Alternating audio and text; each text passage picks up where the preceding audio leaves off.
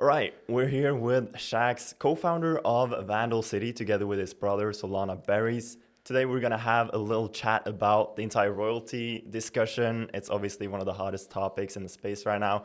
Gonna talk a little bit about the market in general, and then we're gonna do a second episode focusing more on his project, Vandal City. So, Shax, how's it going?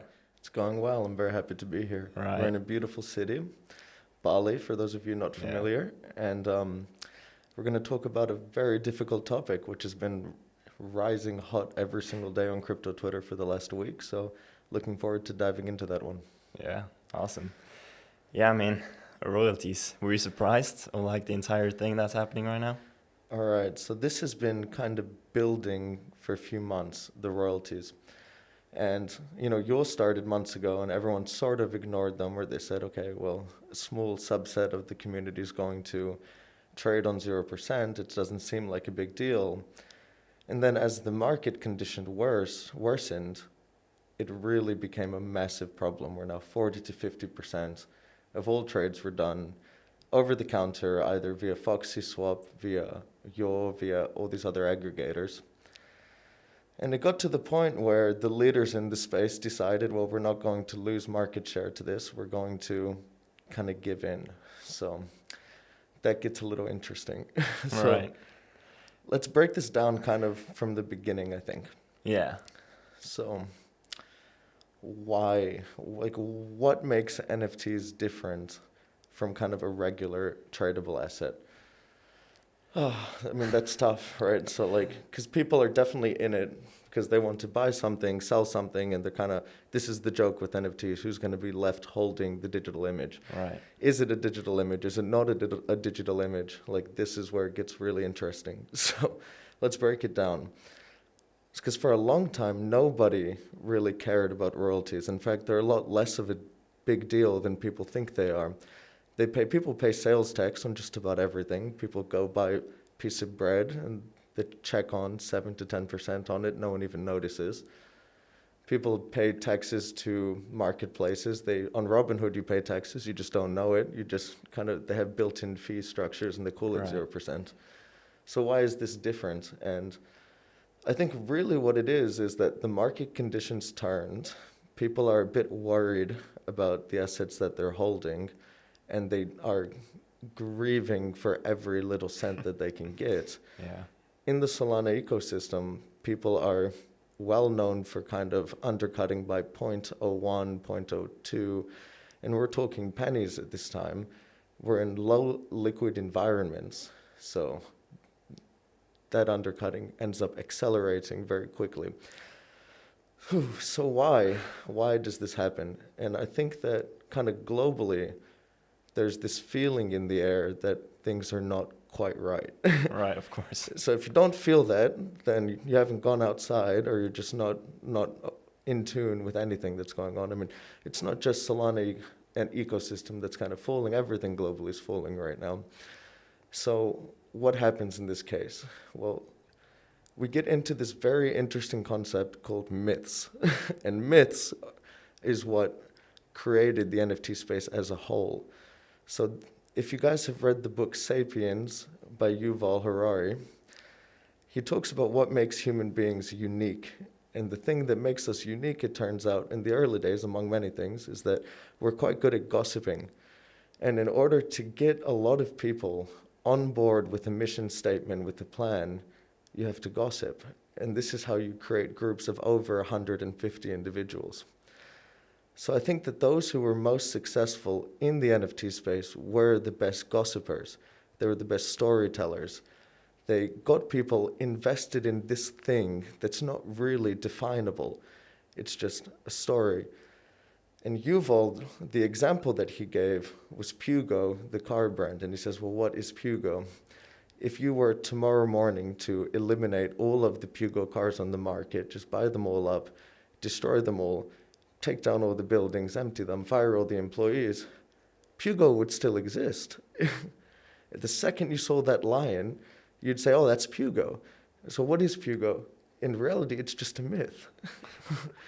It's a myth that exists because we gave it meaning. Right. Which is exactly what the early days of NFTs were. It was this intangible thing that was given meaning. And when it was intangible, it was exclusive. And it could be anything. It could be anything and it could be everything. So people started making projects that were, it's community driven, it's inside information driven, it's art driven, it's passive income driven, it's this, it's that. And the opportunities were endless. And we saw lots of creativity kind of evolve in the space because there were no boundaries. And that was the best thing about it. The people that did the best in this space, I think, were the best storytellers. Whoever could tell the best myth that got people on board, because you look at a 10K collection, there's not enough liquid in the market to support any of these in a flush, right? So why don't we see flushes? Even today, you see floor prices falling 70, 80%, but the listing count is at 2, 3, 4% across the board. So this literally just shows that there's low liquidity. People are creating the impression that projects are weaker than they've ever been. But it's a very small substrata of people that decided they don't believe the myth anymore. And because they don't believe the myth, we have low liquid environments. It all falls apart seemingly. But that means that very quickly they could be replaced with people who do believe the myth. So what were the two most dangerous things that happened in the ecosystem in the last 6 months? Number one most dangerous thing is that we got people to believe that they could buy an asset and fundamentally transform their life immediately after purchasing it, which is insanity to even suggest. It's not even vaguely appropriate to suggest that this is the truth. It's possible. We've seen it happen. Right, of course. But if you make that a reasonable expectation, you're going to disappoint just about everybody. So think about who we're marketing to. We're marketing to people that probably don't have a whole lot going on. They'd love to transform their space. They've been kind of in the same class for decades. And now they say, well, I'm going to buy this NFT. I'm going to save up. I'm going to buy it. My entire life is going to change. Little do they know that they're buying into something which is going to be moved by the hyper-wealthy individuals of the West, right? And if they decide to move it, it will move. But they don't speak on Twitter. They don't speak on Discord. They're not there day to day. They make long-term, big swing decisions. And the loudest people are the ones who believed in that myth. And the myth was that you could transform your life fundamentally, immediately, that you could buy into something and you were owed infinitely the dedication and work of founders to dedicate their lives to making you happy. And when founders were unable to meet these expectations, what did we see? A lot of things. The first thing we saw was, we're going to give you merchandise. The second thing we saw was, we're going to give you tokens. Everyone has their own staking token. You get it for free. We're going to infinitely create value around these tokens. We're going to create businesses that are going to infinitely give you passive income because this is the popular thing at the moment. We're going to mint new collections, which are going to support the first collection. And why are we doing all of this? It's not right. In fact, it's going against what made NFTs so beautiful in the first place. And what made them a great thing in the first place was, we can anonymously, collectively decide that we can tell any story that we'd like to tell. And that's how you get people in. Bored Ape Yacht Club went up thousands of %. Did they ever offer staking? They still don't have staking. They don't have a product that they just shill out to you. They don't do anything. Azuki doesn't do any of this. And these are incredible brands, but what are they? They are story. They're a myth that we believe in. And once you prescribe to that myth, you get the benefits of that myth. So every project is going to have them. I feel like Solana NFTs have like always moved a lot quicker than Ethereum. Correct. The communities were louder. They expected more. It's a bit weird, but then again, like, it was more user-friendly, it was quicker, it was cheaper, so we kind of get different kind of people involved than like Ethereum does on those high-end collections. Yes, so definitely. It obviously will be different in a way, but yeah, it is really interesting what's going on right now. And Yeah. Definitely. So let's look. So who do we have in the Solana ecosystem? We're not going to categorize people specifically, but we have people that small changes represent substantial differences to their day-to-day life. So when you're looking at $100 difference, if that really changes something for someone, they're going to act in a way which is not reasonable to people who that wouldn't change anything for, Yeah. right? So you look at Ethereum collections, 10,000 may not change anything for some of these top collection, the holders. But for a lot of average Solana people, that would be life-changing sums of money to come into. But we're not talking 10,000, we're talking in the hundreds, and we're all kind of behaving as if like these changes really matter, right? So most people, the real reason they got burned was Solana falling from 260 to 30.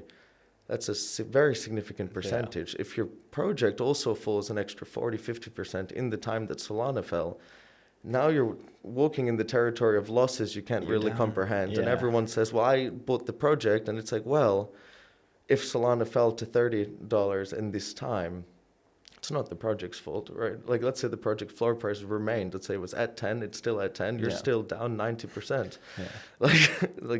So what's changed here? So, I mean, who are we going to point the finger at?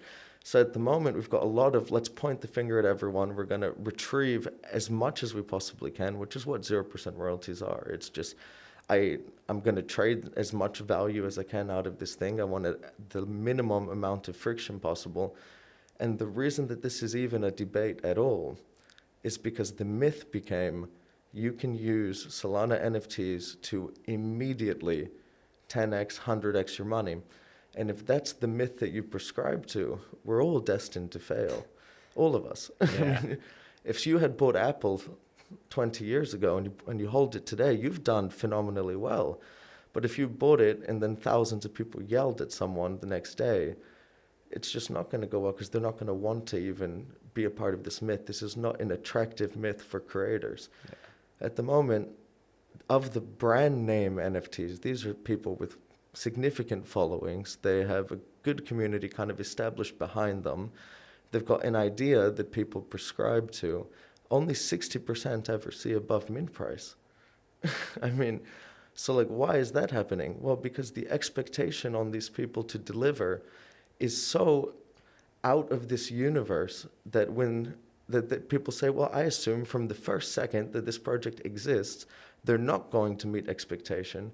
Therefore, I'm best incentivized to sell it off immediately to somebody, some idiot who thinks that they're going to 100x tomorrow, but they won't. And when you have collectively this myth that we believe, the ecosystem is doomed. So royalties, why do they even matter?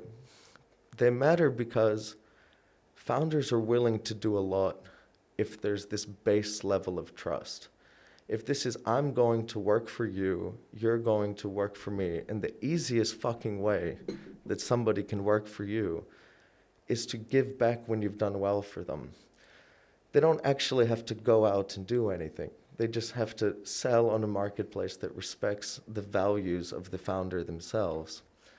And this symbiotic relationship allows for a brand to be created. It allows for a network to be created because the founders and the holders want to work together to create something. So if you look at, let's use DeGods, they were the monumental rise, right? Let's use them as an example. What made them so powerful? If we don't look at Dust, because Dust is a massive conversation, I don't even want to talk about Dust. What I want to talk about is what the community did. They were loud, they were confident, they had good information. When you wore the profile and you went online and spoke, you were given credibility. Yeah. That credibility means you have access to information that you wouldn't have otherwise.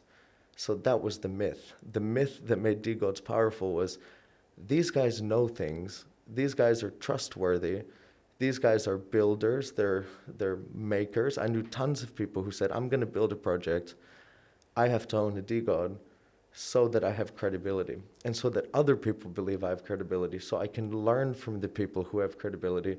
I need them to notice me. That was the myth, and that's an amazing myth. It's still true today. Right. Yeah. So what is the myth of the ecosystem is what we should all be asking ourselves. Because if we drive ourselves into this Web 2 model of viewing all holders as consumers, which is, once you eliminate royalties, all that's left is a bunch of consumers that are money hungry. They are never going to get what they want, because the only incentive creators have is to sell them things until the end of time. Yeah. So that's not going to be good. We're going to end up with a lot more collections that fail on arrival, and that's going to drive away new people. And then nobody wins. So that's not the right myth. Also, the idea that we can buy a $100 asset and have passive income for life is not the right myth. It's not Definitely a not. reasonable myth. The idea that you can spend $100 on a random project and now you own a share of that project for the rest of your life is not a reasonable myth. But what is a reasonable myth? That you can join something early, you can figure out where you fit into it, and use the infinite possibilities of the brand and recognition of that project and community to find ways to financially gain. If the relationship between the holders and the founders is good, the founders will continuously drive financial opportunities, community-driven opportunities, networking-driven opportunities, innovation-driven opportunities to those holders, who in turn can take what they're given and build all kinds of things. So good example, we saw coffee shops pop up in Australia where people had the D-Gods brand, they accepted dust, they put it on the coffee beans, and they probably did quite well. Yeah. So why did they do quite well? Well, because people believe the D-Gods myth. And they have now financially gained off of not actively, aggressively trying to take down the people who provided them with the storyline. And just by being holders, they've used the brand, they got support from the brand, and it's a very communal, it is a symbiotic relationship that survives the test of time. They've done quite well.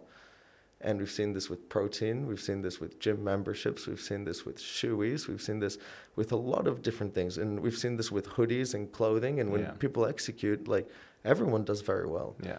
But when you say, hey, I've got to get every penny that I can out of this thing on a daily basis and I have to measure it, no one's going to do well. You can take any stock in history that exists right now, and if everyone just dumps it because they're not passively earning at this second, and they're all on Twitter yelling at Elon or Zuck or any of these people, you're going to say, fuck off. Like, why would I talk to you if you're going to speak that way? And it's all of that anger and resentment and aggression that we've seen in the market over the last 3 weeks.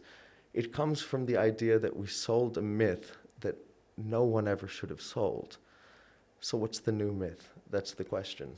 You have a really strong opinion on it, and it definitely makes sense. Like Vandal City as well has made a ton of money from royalties. We did well. We did lose 40% to 0% traders for months. Really? We did lose 40%. Yeah. But I'd say in the last few days, we've seen an increase in royalties. Really? And an increase in people who actually go to Magic Eden, and this is on the buyer's burden, which I'm not ecstatic about that the buyers are paying it, but they're paying it because the myth is that if you don't, it's bad for the ecosystem. Yeah. And that's a very tough thing to comprehend. Why it's bad for the ecosystem is not something your average person can comprehend, and we can break that down if you'd like. But if that's the myth, people will pay them just because they say, well, I'm hurting myself if I don't pay this. I'm hurting everyone around me if I don't pay this. And I'm not thinking about the next 30 seconds. I'm thinking about the next 6 months. Yeah. And if people prescribe to that myth that I'm hurting myself by not paying it, I'm hurting the ecosystem, I'm killing the thing that I love to do 8-10 hours a day, then people will just pay it because they understand. Yeah. At the moment, they're just thinking, well, fuck this. I lost so much money on NFTs. I bought this rug. I bought this thing an hour ago, and now it's at zero, and I'm not sure why. And it's because someone told me I'd make generational wealth if I spent $80. No, don't tell people that myth anymore. It's a bad myth. It's a very toxic thing to tell people. You should base projects on the merits of what they are, on the strength of the community, on the value of the information they can offer you, on the probability that they will return anything to you in the long run. Because there's only a few handful of people that are actually doing something at this level. And if they're going to have an NFT project, it means they value the community and they value what the community is capable of achieving collectively, not just a few founders continuously throwing things at people to keep them happy. Yeah. So what happened? We played with the carrot and the stick, and everyone got the stick. And the carrot was that you could make money a little bit faster for the next 30 seconds. Yeah. The stick was you'll never make it again. So really the goal of all of this was that people would be able to productize holders. So if you remove royalties, then the new myth is that holders are a product. Yeah. How do you make money in NFTs in this world? Well, you get only mint rare things, and that's it, because other than it being rare, you are a potential customer to someone. You don't want to be a potential customer. NFTs were the first crypto asset where the owner had master morality. And what I mean by that is that they were sovereign. They were able to use the brand, use the asset to do anything. And they got a bunch of freebies. They got staking rewards for nothing. They got tokens for nothing. They got raffles. They got merchandise opportunities. They got access to tools and software for nothing. Why? Because they treated themselves as masters. Because they said, all we have to do is live symbiotically. And we actually get a lot of things. But when you get a lot of things for free and you're only really measuring the pennies on a day-to-day basis, then you say, well, I don't want these things for free anymore. But when you take them away, they say, well, I actually did quite like having them. And we're just in this myth where people walk in with the expectation that they're going to have everything they want before anyone has done anything. And everyone's going to be very upset. Yeah. If we operate in that world. It's a delusion. Yeah. I mean, as you said, it started all with these OTC trades. And then I guess y'all were the first ones to kind of implement the 0% marketplace. Then it kind of just followed because they saw growth in their volumes by doing that, and other marketplace followed. And Magic Eden were kind of the last ones to do it. Now that everyone is doing it, it's probably hard to go back, I feel like. But I mean, there are people were really quick on the ball to try to find solutions. Liberty Square were one of the first ones to kind of say, Cardinal. hey, if you don't pay royalties, you won't get staking rewards and stuff like that. Yeah. Simpler. I respect them for released. making that move. Yeah. Simpler did Protect. Yeah. Cardinal. Mm-hmm. Yeah. Yeah, so there are a lot of solutions coming really quickly. They're fighting back. Yeah. So I do think we will see, a lot of people fighting back, as you said. Yeah. And they're fighting back. But here's the thing. We can fight back. We can enforce royalties. Let's say in a month, someone has the solution. They say, now it's by contract, you got to do this. All these children, even the adults, I'm going to call you children right now. So all you children are going to feel as if mom scolded you and then she put rules on the house. But everything from before still reigns true. Now you're forced to make the good decision. That doesn't mean you understand the right decision. So if you want to turn NFTs into kind of BSC chain coins where they pump and they dump and that's the end, because no one is incentivized to be well aligned, you can, right? I mean, you can jump to the next train with 0% royalties, whatever chain has it next, and you can follow this trend, and then they're going to try to enforce. And in the end, the ecosystem won't be what it was, because you're all in it and you're enforced to do something you don't fundamentally believe in, because you don't fundamentally understand the space that you're trading in. Because you entered 3 weeks ago and you put your life savings into something you don't really understand. Look, that's just what it is. I mean, so let's view the space as a child that we have to cultivate. And when you have a child, you teach it how the world works, and you teach it about incentives. You teach it about kind of being positive. You teach it about being opportunistic. And we have the ability now to shape this child into something that can really think critically. And if we use our assets correctly, use technology correctly, we're going to fundamentally change the way the world works. If we allow greed to kind of push away all these opportunities and then reframe the space either into something where creators look like they are enforcing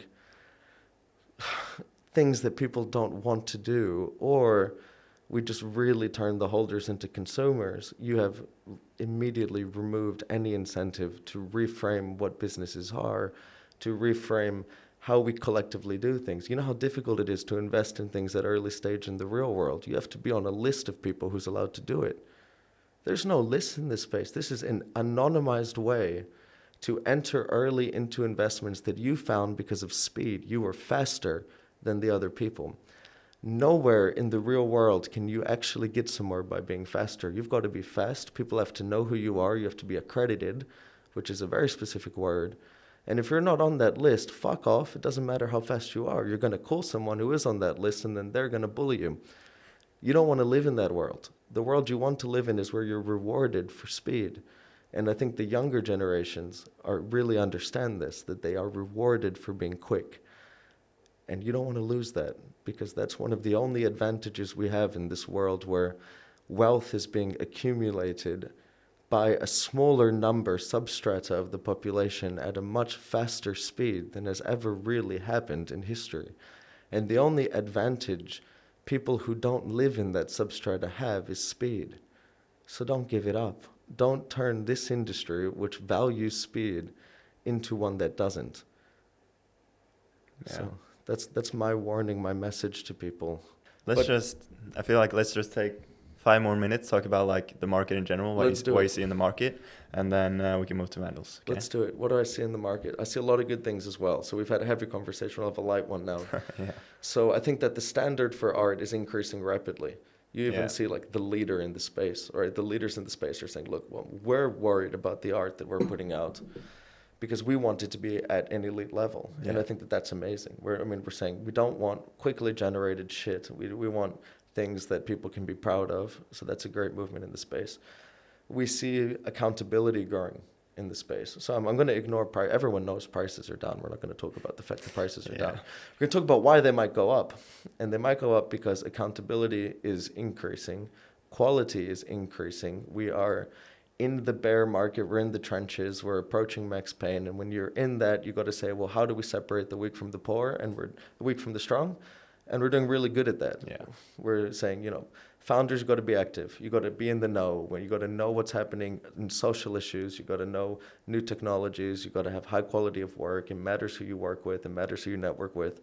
And the whole space is accepting these things that are really good things. Yeah. Liberty did a fantastic job. Mm-hmm. Utes today, this morning, I even tweeted about this, which they showed all the iterations of the artwork that they threw off, right? That was a phenomenal video because people have been saying, when's the art coming? What's this? What's this? Hey, it's coming. No one believed it. But when you show that, they say, shit, well, maybe they were working very hard. Yeah. And they were. Yeah, of course. So, we've got great things. I mean, look, ABC, very interesting. Hades Swap, very interesting. New alternatives. Yeah. Space is evolving. The space is a child. People think that they missed the wave. It's really just now growing. Yeah. Just got to figure out what it's going to look like. Yeah, totally. And I agree. Like, the space is evolving. We're seeing new things all the time. Everything is kind of like slowly but steadily improving, like art, like basically everything. And like people are super creative, finding new ways to use NFTs to give utility. People are getting more and more interested in like alternative revenue streams other than just royalties, which can be a good thing, of course. So yeah, I agree. I think there's a lot of interesting things going on, even though we're in a horrible like market condition, of course, and like both in the Solana NFT community, but also like broader and like the entire world right now, of course, which will be interesting to see how it develops. But yeah, and like the people that are around now that haven't left the space now, I definitely think they can see a lot of upside moving forward because if you're still in the space, you're probably here to stay long term. Yeah, definitely. So, I mean, I'm bullish on the long-term outlook. I really am. I think that the quality of things is just so much higher. And I think that's going to shake out a lot. I think if we stay true to kind of what we've fundamentally built the space on, I mean, go look at a non-club. They're very big on this. Nico's project, they're fantastic at maintaining the original message. It even says it in the white paper. We're focused on maintaining the original message of Web3. If we do, we're going to do very well just because we've attracted the right engineers, the right artists, the right kind of marketing people to really build out something which is substantial. Yeah. So I'm long-term bullish on the entire ecosystem. Yeah, me as well. I think there are a lot of interesting things going on. We just have to be patient and see where it goes, I guess. But that's it for this episode. Thanks, Strax, for taking this conversation with me. I think it's an important conversation, an important message, and I think we will see a lot of changes in creativity when it comes to royalties and stuff like that in the next few months. And I'm really excited to see where it goes. Thanks for having me on as Yeah. always. But yeah, great conversation.